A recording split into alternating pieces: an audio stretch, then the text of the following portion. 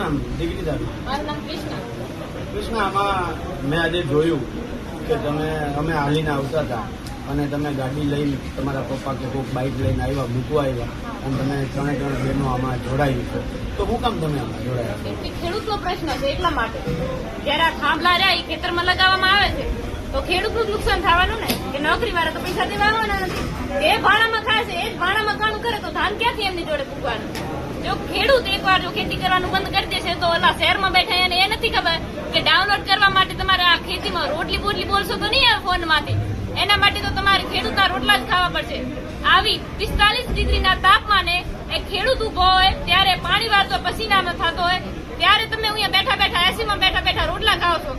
એના માટે તમારે ખેડૂતોને સપોર્ટ કરવો જોઈએ અને અમારો પ્રશ્નની અમારી જે માંગ છે એને પૂરી કરવી જોઈએ.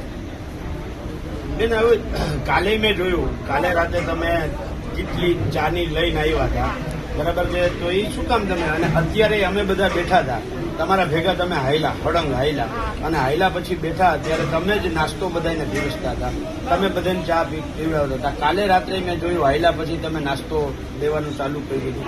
તો આવું દીકરી અંદરથી આવી ક્યાંથી પ્રેરણા મળે છે? કેમ કે આ તો અમારા સંસ્કાર છે. એક તો અમે ખેડૂતના દીકરી એટલે થાકવાનો તો એવો કોઈ પ્રશ્ન આવતો જ નથી. અને પછી જે અમારા રેલી કાઢી છે, જે સંઘ છે એ ખેડૂત માટે, તો અમારે થાકવાની પણ જુસ્સો આવે કે ખેડૂતની માંગો પૂરી થાય. અને એ ગરીબ જયારે આગળ હાલે છે લાઈનમાં, આ પસીના પૂગ થઈ જાય, એના માટે અમારે ઉભું રહેવું જોઈએ. અને અમારા સંસ્કાર છે ઘરેથી કે સેવા તો કરવી. અને તમે અમારે એટલે દૂરથી અમારે અહીંયા આવ્યા તો અમારે તમારી સાથે જોડાવાનું ફરજ પડે. કૃષ્ણ,